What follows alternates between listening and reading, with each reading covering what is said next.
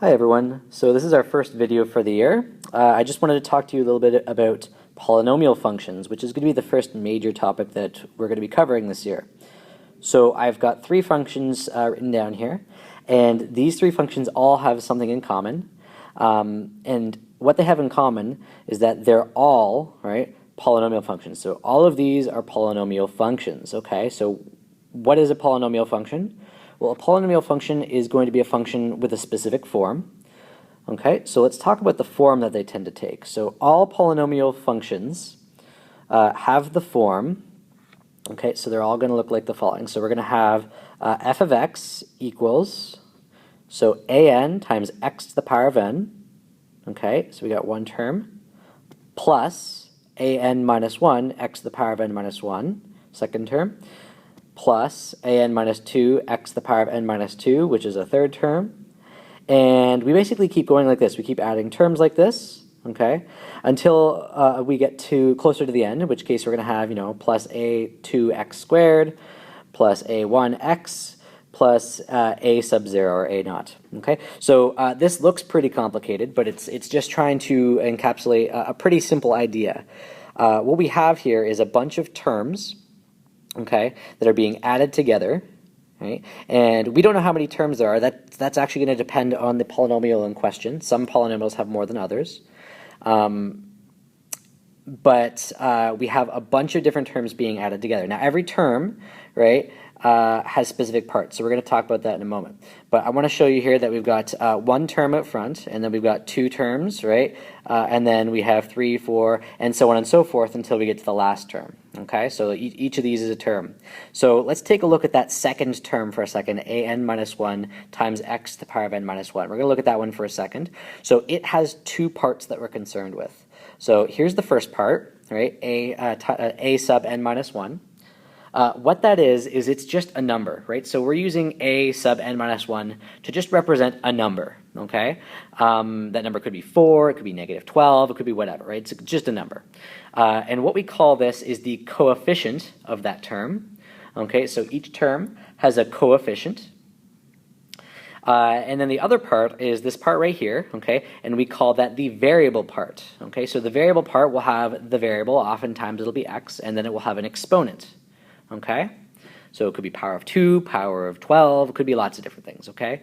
One thing that's going to be for sure is that the variable part will not have an exponent which is negative, all right? So we'll never have a negative exponent part for a polynomial function. It will always be positive, or in the case of the constant at the end, it technically has a power of 0, but we'll get to that later. Now I'm going to bring your attention to the first term, so an x to the power of n. That's a very special term because it's actually going to define some very important properties of the polynomial function. We're going to be talking an awful lot about that term in this unit. So it's got two very important parts as well. So it has a coefficient, but this coefficient we have a special name for because it is the one that is written out front, right? So this is called the leading coefficient. Okay, so the leading coefficient. So the leading coefficient is always going to be the first coefficient that you see when this is written in the proper form. Now, all polynomial functions, when they're written in the proper form, go down in terms of the powers of their variable parts. You start with the term that's got the highest exponent, then you do the second highest, then you do the third highest, and so on and so forth. So the leading coefficient is always going to be the coefficient of the term with the highest exponent. Okay? We also have another important part, right? And that is the power, the exponent, and that has a special name as well, right? So the highest exponent in a polynomial function is called the degree of the polynomial function.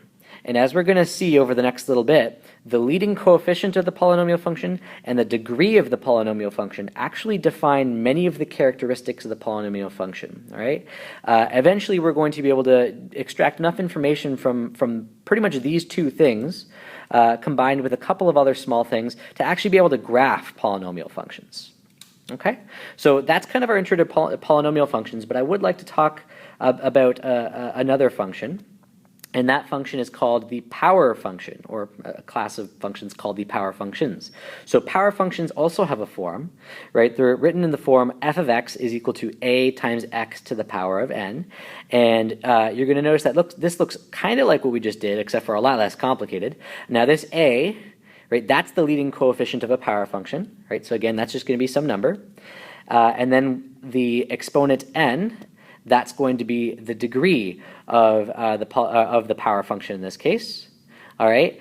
Now, the one thing that you might notice, and kind of hoping that maybe you noticed this already, but I'll let you know, right? Power functions are actually a special kind of polynomial function, right? So power functions are polynomial functions with only one term.